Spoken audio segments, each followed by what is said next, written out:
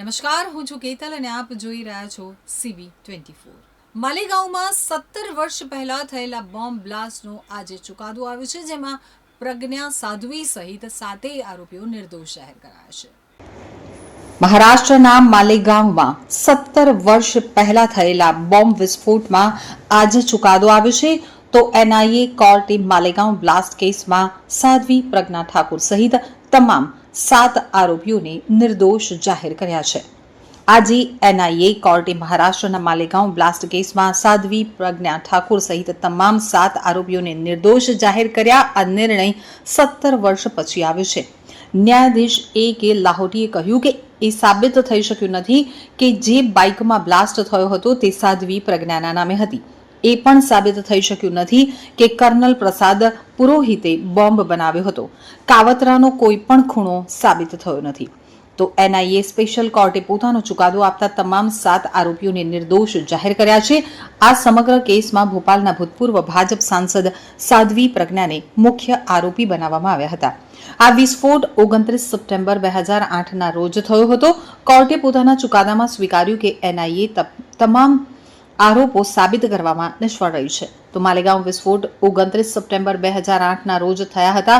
આરોપી પૂર્વ ભાજપના સાંસદ પ્રજ્ઞા ઠાકુર, કર્નલ પ્રસાદ પુરોહિત, રમેશ ઉપાધ્યાય, અજય રાહરકર, સુધાકર ચતુર્વેદી, સમીર કુલકર્ણી અને સુધાકર ત્રિવેદી કોર્ટમાં હાજર છે।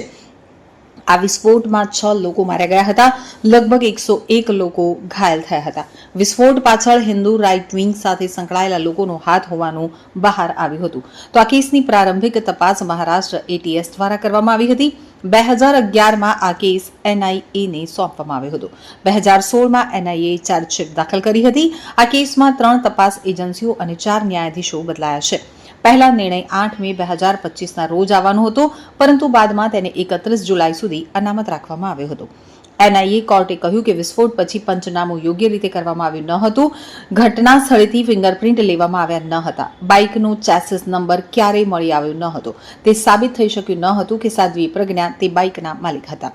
તો 2008ના માલેગાંવ અને બોમ્બ વિસ્ફોટ કેસમાં NIA કોર્ટે ચુકાદો આપ્યો છે અને ફરિયાદ પક્ષે સાબિત કર્યું છે કે માલેગાંવ વિસ્ફોટ થયો હતો, પરંતુ મોટરસાયકલમાં બોમ્બ મૂકવામાં આવ્યો હતો તે સાબિત કરવામાં નિષ્ફળ ગયા છે। કોર્ટે એવા નિષ્કર્ષ પર આવી છે કે ઘાયલોની સંખ્યા 101 નહીં પરંતુ 95 હતી અને કેટલાક તબીબી પ્રમાણપત્રો સાથે છેડછાડ કરવામાં આવી છે।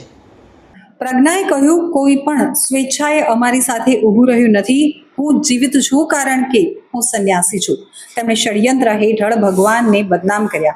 આજે ભગવાન જીત્યા છે, હિન્દુત્વ જીત્યું છે અને ભગવાન દોષિતોને સજા કરશે। જો કે ભારત અને ભગવાને બદનામ કરનારાઓને તમે ખોટા સાબિત કર્યા નથી। ऐतिहासिक दिन है। आज मुंबई की माननीय NIA विशेष सत्र न्यायालय के न्यायमूर्ति श्री लाहोटी साहब ने मालेगांव बम विस्फोट 2008 के मुकदमे के अंत में 17 साल के प्रलंबित मुकदमे के अंत में आज अपना निर्णय सुनाया है। इसमें सारे अभियुक्तों को निर्दोष मुक्त पाया है। इसके जो मूल बिंदु है वो यह है कि जो साध्वी प्रज्ञा सिंह ठाकुर की मोटरसाइकिल बताई गई थी वो उनकी मोटरसाइकिल वे इस्तेमाल कर रही थी या उनकी थी, ऐसा कोई भी पुख्ता सबूत प्रोसिक्यूटिंग एजेंसी न्यायालय के सामने नहीं रख पाई है। दूसरी बात, जो इंश्योर्ड सर्टिफिकेट्स बनाए गए थे वो फर्जी बनाए गए थे और वो फर्जी सर्टिफिकेट्स किसने और क्यों बनाए, इसके ऊपर मामले की जांच करने के लिए DG ATS को माननीय न्यायालय ने आदेशित किया है। उसी तरह से सुधाकर चतुर्वेदी जी के घर पर जो RDX के झूठे और गलत पद्धति से ट्रेसेस प्लांट किए गए उसके ऊपर भी तफ्तीश होनी चाहिए। ये भी निर्देश और प्रोब करने के लिए DG ATS को निर्देशित किया है। तीसरी बात, इस पूरे मुकदमे में किसी भी प्रकार के पुख्ता सबूत माननीय न्यायालय के सामने ना ही NIA ना ही ATS साबित कर पाई या प्रोड्यूस कर पाई। इसके अभाव में माननीय न्यायालय ने सब आरोपियों को MCOCA से तो दोष मुक्त हो ही चुके थे, लेकिन UAPA से और बाकी जो सेक्शंस लगाए हुए थे, IPC होगा, आर्म्स एक्ट होगा, एक्सप्लोसिव एक्ट होगा, उस सब से बाइज्जत बरी कर दिया गया है। साहेब, ज्या पद्धतीने हिंदू दहशतवादावरती जास्त भर दिला जात होता त्याला या एकूणच निकालातनं काय आपण हे एकदा कव्हर करून घेऊ. This is a important point.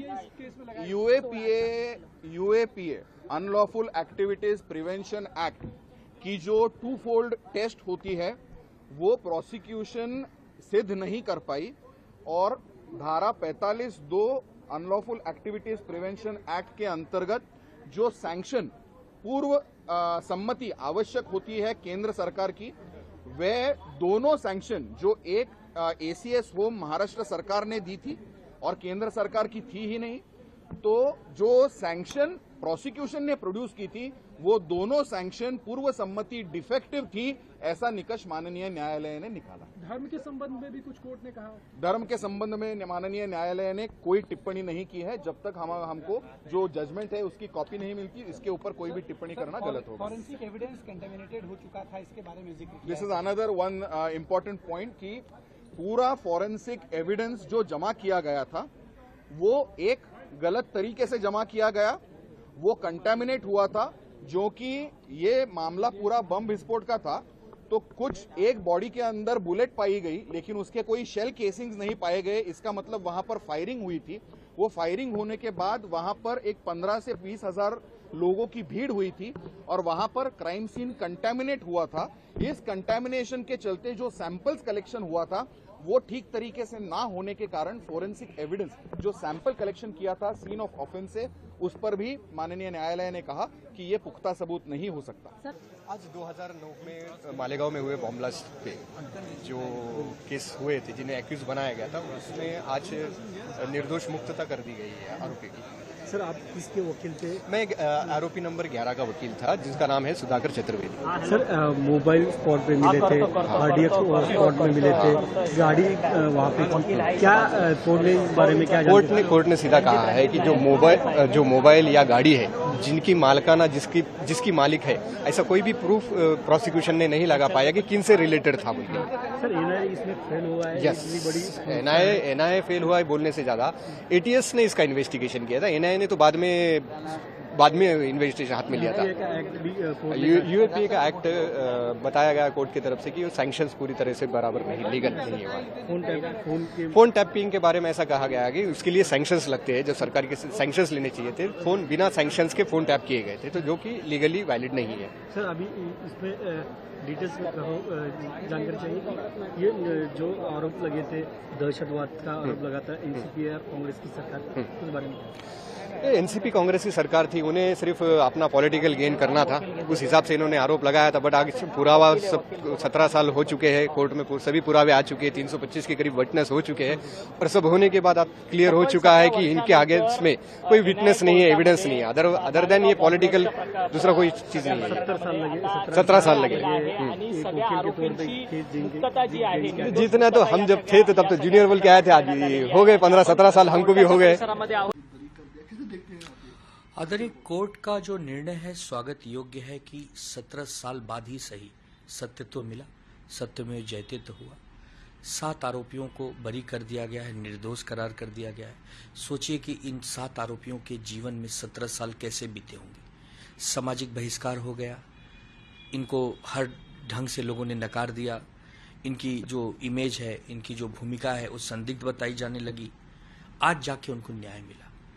लेकिन साथ ही साथ ये प्रश्न भी उठता है कि 17 साल लग गए न्याय मांगने में. हम आदरणीय कोर्ट महामहिम का बहुत बहुत धन्यवाद देते हैं कि देर आए दुरुस्त आए. और कोर्ट ने ये भी कहा कि आतंकवाद का कोई धर्म नहीं होता. आपको याद होगा जब ये आरोपी पकड़े गए थे और ये मालेगांव ब्लास्ट हुआ था, तो कुछ इक्का दुक्का नेताओं ने कहा था कि भगवा आतंकवाद. मैंने भगवा अपने दिल से लगा रखा है. भगवा कभी आतंकवाद नहीं हो सकता. भगवा केवल प्रेम का प्रतीक है, शांति का प्रतीक है. भगवा हमारे राष्ट्र ध्वज में भी केसरिया रंग है. तो भगवा का एक सम्मान है. भगवा हमारे देवी देवताओं का रंग है. लेकिन दुर्भाग्य है कि कुछ लोग भगवा को आतंकवाद कहते हैं. आज स्पष्ट हुआ, आदरणीय कोर्ट ने स्पष्ट किया कि ये आतंकवादी नहीं थे, ये दोषी नहीं थे. इनके नाम जरूर आए थे, बट कोई एविडेंस नहीं है, कोई सबूत नहीं है, इसलिए सभी को बरी किया जाता है।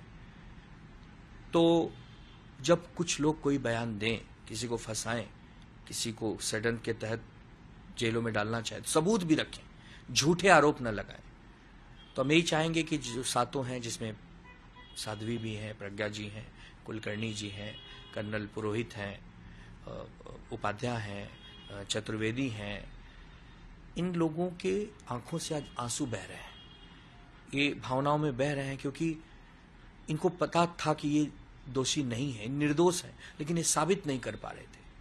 अंततः साबित किया उन्होंने, और बहुत लंबी बहस हुई 17 साल की। तो यही है कि न्याय मांगने में समय लगता है, लेकिन न्याय एक दिन जरूर मिलता है। और हम उम्मीद करेंगे कि ऐसे केसेस में जो भी निर्दोष जेलों में बैठे हैं, उन्हें भी एक उम्मीद जागेगी कि वो भी जरूर एक दिन बरी हो जाएंगे, एक दिन जरूर बाहर निकल जाएंगे।